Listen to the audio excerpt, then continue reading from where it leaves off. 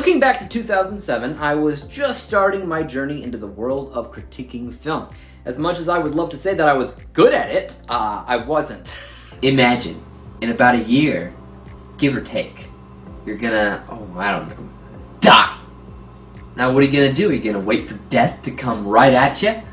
Or are you gonna write down a list of things you wanna do before you kick the bucket?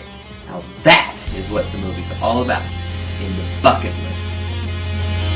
Here's the review.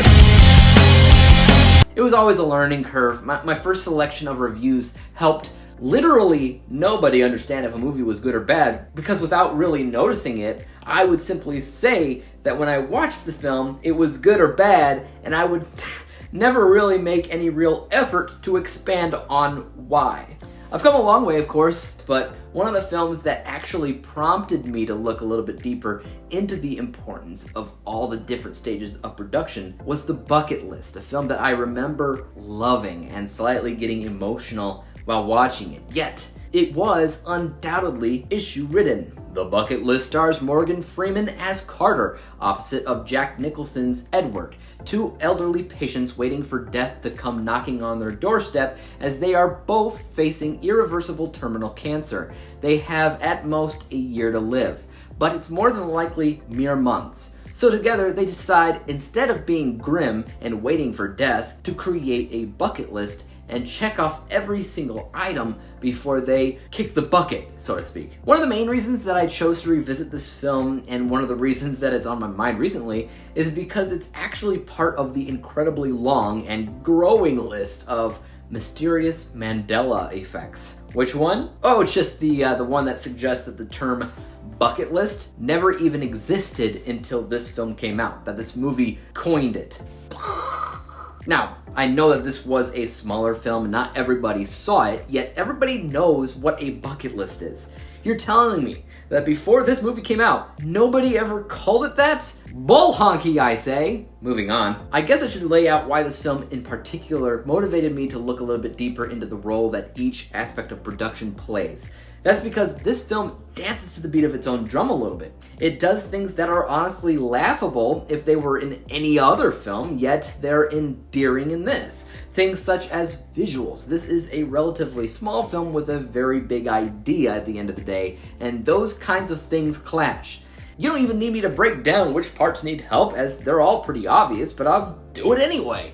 Green screen and superimposing work are both significant issues and clearly fake. Most would point to the superimposing problems during the skydiving scene that look fake. This is probably because they couldn't even recreate it practically in front of a green screen because, well, our two leads are older and they can't do a lot of physical activity, which limited them to getting their faces plastered on actual skydivers. Yeah, I would say that was the Scorpion King moment of this film, if you want to put it lightly, but pretty much any time that they're in another country, something about it feels like Green Screen City. They actually filmed in these locations though, which leads me to believe, once again, the actual actors are superimposed into various elements of footage where they essentially just had camera people go to these countries and film exterior shots. Yet, as I said before, none of that seems to matter all that much when you're in the midst of watching the flick. Instead, I would argue that it is the spirit of the film that forgives any lack of quality in the technical department. Morgan and Jack have a lot of chemistry together, which builds throughout the film. There's a message in there about living life to the fullest, facing your fears, owning up to your past mistakes, having fun, and most importantly, how friendship and love alone can heal long forgotten wounds, and in a matter of speaking, saving somebody's life.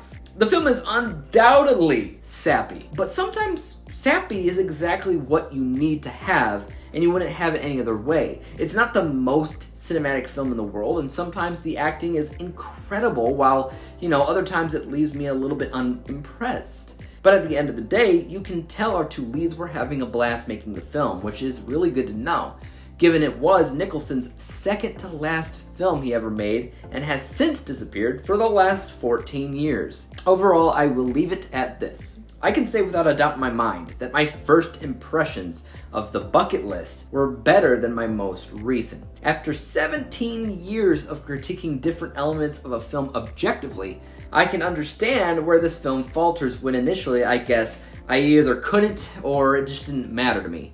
It's unfortunate because just a little bit of a higher budget could have easily and quickly fixed those issues. I mean, even if it was just made today, I don't think there would be any of those issues anymore. The strengths of the film primarily lie in its execution of certain themes and messages, though. At the end of the day, what will I be rating this? I will be giving it a C, which just kind of screams average, you know? There's parts of it that I love, there's parts of it that will always hold a nice, warm, snuggly place in my heart. But as far as critiquing films go, you know, it is imperfect. It's one of those movies that is definitely more message than it is film. And that's okay, because the people who are interested in that is the film's target audience. It's not trying to win awards or anything.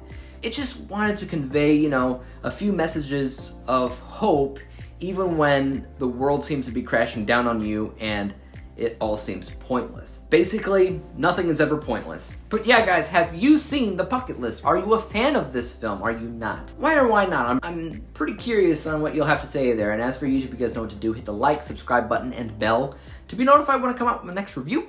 But until then, peace out! The bucket list before us lies skydiving high. On summarized vintage Mustangs, engines roar.